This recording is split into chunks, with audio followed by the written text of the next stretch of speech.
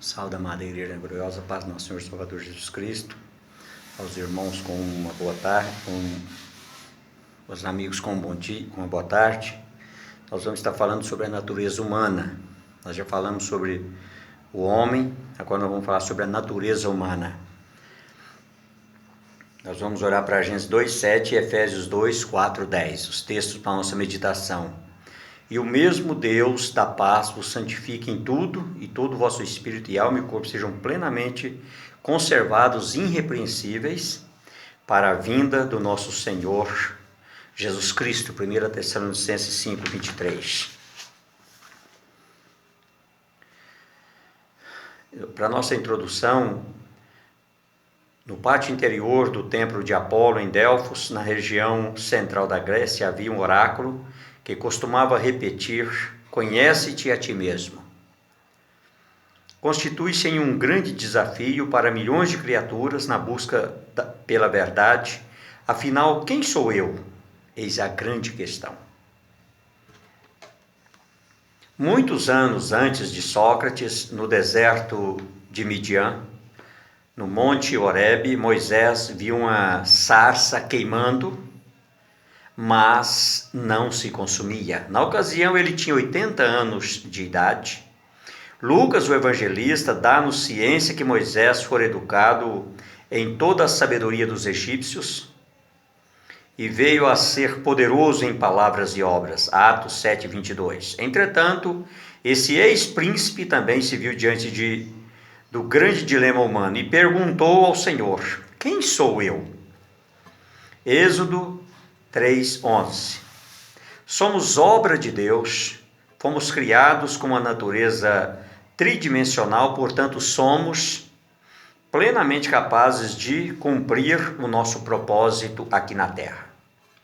Mas vós sois, ó geração eleita, o sacerdócio real, a nação santa, o povo adquirido para que anuncieis as virtudes daquele que vos chamou das trevas, para a sua maravilhosa luz, vós que em outro tempo não eres povo, mas agora sois povo de Deus, que não tinhas alcançado misericórdia, mas agora alcançastes misericórdia. 1 Pedro 2:9-10. Hoje nós vamos olhar na antropologia, antropo, que é igual a homem, mas logia, estudo do homem. Judaico-cristã tem a dizer a respeito da natureza e da criação do homem. Efésios 2:10. Nós vamos olhar para alguns conceitos acerca do homem. Quanto à natureza humana, o hebraico usa bazar para corpo, shesh para alma e ruach para espírito. Em grego, soma para corpo, psique para alma e pneuma para espírito. Afinal, o homem é dotado de uma única natureza? Ele é só matéria, só espírito ou só alma? No que nós vamos falar acerca da natureza humana, encontraremos três principais correntes de pensamento: o monismo, a dicotomia e a tricotomia. Vejamos a seguir. Monismo. Na contramão do que apregou outras doutrinas que admitem duas espécies de realidade, dualismo, ou várias pluralismo, o monismo, enquanto sistema filosófico, define a existência de apenas uma espécie de realidade, a matéria. A dicotomia. A expressão dicotomia indica uma divisão em duas partes. Dicotomia, que é igual a divisão em dois. Tal termo aplica-se à teologia, baseando-se no conceito de que o homem possui duas partes fundamentais, o corpo e a alma. Para os dicotômicos, o ser humano é composto de duas substâncias, material e imaterial. Nesse sentido, não haveria distinção entre alma e espírito. Tricotomia. A expressão tricotomia indica uma divisão em três partes, cada qual com sua função específica. O termo também se aplica à teologia para designar a interpretação de que o homem compõe-se de três partes distintas: o espírito, a alma e o corpo. 1 Tessalonicenses 5:23. nós vamos olhar para a natureza biológica, o corpo. O corpo humano, tendo sido formado no original hebraico, Yatzar significa deu forma, modelou do pó da terra, é físico e palpável. A ciência concluiu que não existe qualquer elemento químico que possa ser encontrado no corpo humano. Este é constituído organicamente de 206 ossos, 650 músculos, 1.800 quilômetros de vasos sanguíneos e um coração que pulsa 4.200 vezes por dia. Esses dados permitem-nos afirmar que o corpo humano é produto de uma perfeita criação. O corpo humano possui ainda 18 elementos integrantes de 100 elementos que compõem o universo físico. Esses 18 elementos são essenciais à vida do homem. A casa terrestre versus edifício celeste. Porque sabemos se a nossa casa terrestre deste tabernáculo se desfizer, temos de Deus um edifício, uma casa não feita por mãos, eterna no céu, 2 Coríntios 5:1. Nesse texto, empregando figuras de conhecimento geral, o apóstolo Paulo doutrina a igreja com firmeza e convicção, mencionando termos casa e edifício. Em referência ao corpo do homem e da mulher, salvos em Cristo, nos estados presente e futuro, o Senhor Jesus, ao ser interrogado pelos fariseus, reafirma esta verdade bíblica. Vocês não leram que no princípio o Criador os fez homem e mulher? Mateus 19:4. Vejamos algumas diferenças entre o homem terrestre e o edifício celeste. Olhando para o texto de 1 Coríntios 15, 42 e 54. Nós vamos olhar para a condição, para a casa terrestre, e depois nós vamos olhar no mesmo texto o edifício celeste. Condição presente de corpo nesta vida física, biológica e carnal. Estado futuro de corpo no céu, na dimensão espiritual, divina e sobrenatural. Corpo animal, natural, carnal, físico e biológico. Corpo espiritual, glorificado, celestial e eterno. Morada ilimitada, provisória do corpo biológico na terra. Residência permanente, eterna do corpo ressurreto no céu. Tabernáculo frágil, mortal, como um vapor que aparece e logo se desvanece. Estrutura forte, poderosa, firmada e estabelecida na rocha permanente que é Jesus. Corruptível, deteriorável, que desfigura, degenera e acaba. Incorruptível, indestrutível, inalterável, duradouro e eterno. Mortal, envelhece, declina, desfalece e perece. Imortal, que não tem fim, nunca morre, perpétuo e eterno. Outra definição, vamos olhar para a natureza psicológica, a alma, que é igual à alma. Após o homem ser modelado do pó da terra, Gênesis 2:7, a ação do Senhor prosseguiu na criação da alma e do espírito. 1 Tessalonicenses 5:23.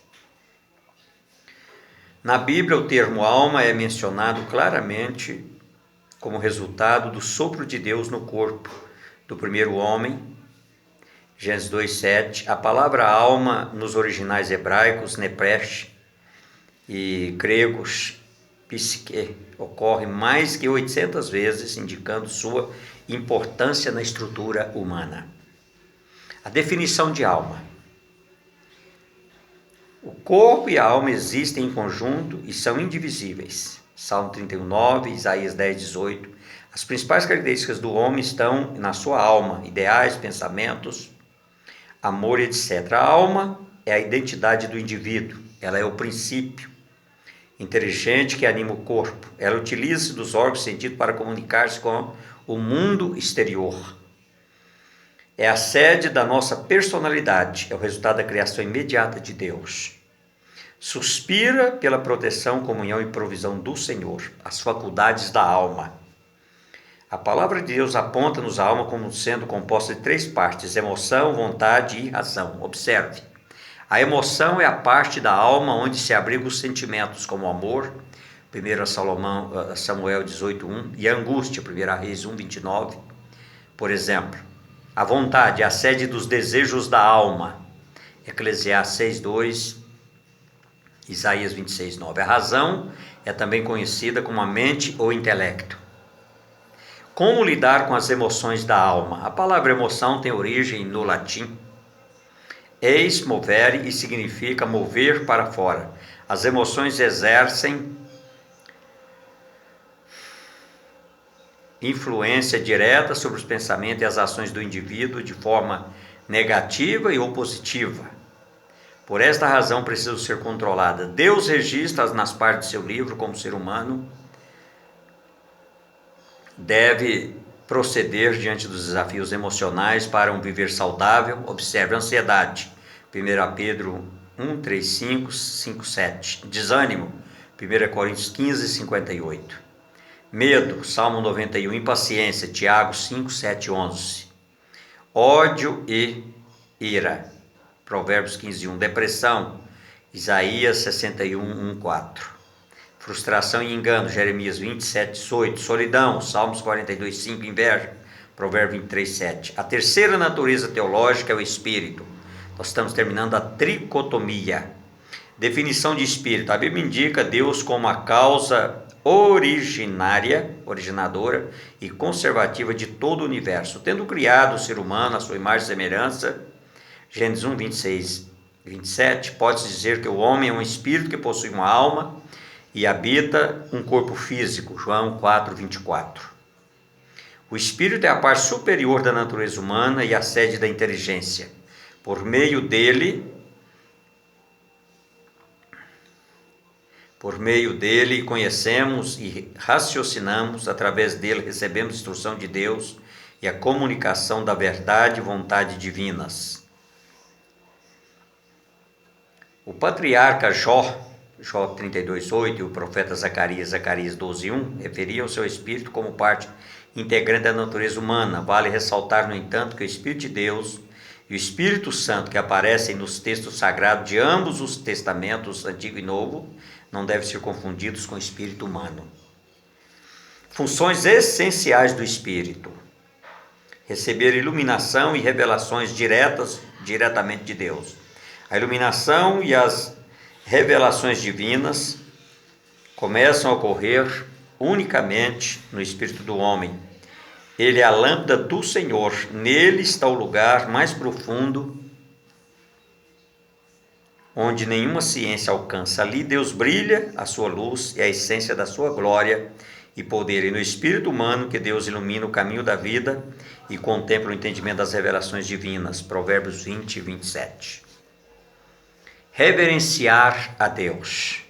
Reverenciar é uma atitude de profundo respeito, sublime submissão, amor e obediência ao Senhor. O espírito humano reverencia o Altíssimo por quem Ele é, por sua santidade e presença constantes. Apocalipse 15, 4.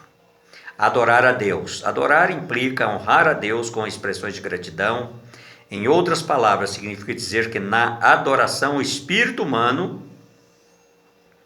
reconhece de forma grata a sua origem e o propósito da sua existência. Os verdadeiros adoradores exercem em seu espírito a adoração autêntica que agrada ao Senhor. João 4, 24. Percepção espiritual. Parte da natureza divina foi soprada no homem, formando assim o seu espírito. A percepção espiritual é, portanto, um atributo do espírito regenerado por Deus.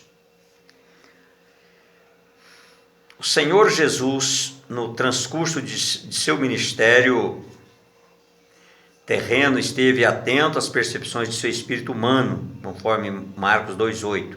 Isso nos permite afirmar que a porção divina posta no homem, o espírito, não é insensível, fria ou destituída de emoções.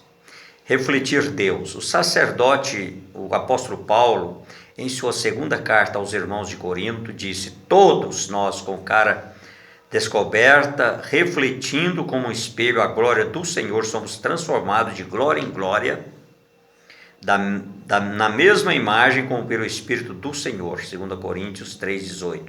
Deus revela-se no Espírito do homem, precisamente no lugar mais íntimo, santo e divino, onde a imagem do Senhor foi estabelecida. Conclusão: a estrutura humana é demasiado complexa se comparada à dos animais e à dos demais seres criados. Deste modo, ao final, alguns pontos precisam ser destacados e por nós acolhidos, a saber, necessitamos apresentar o nosso corpo em sacrifício vivo, santo e agradável a Deus, Romanos 12, 1, 2. Amar a Deus de todo o nosso coração, alma e entendimento, Mateus 22, 37. E purificar-nos de toda impureza, da carne e do Espírito, aperfeiçoando a santificação no temor de Deus, 2 Coríntios 7, 1. Isso que eu tinha de deixar para você nessa tarde sobre a natureza humana. Que você possa ler os textos que nós nos referimos aqui e meditar neles. Gostaria de deixar para você nessa tarde, em nome do Pai, do Filho e do Espírito Santo. Amém e amém.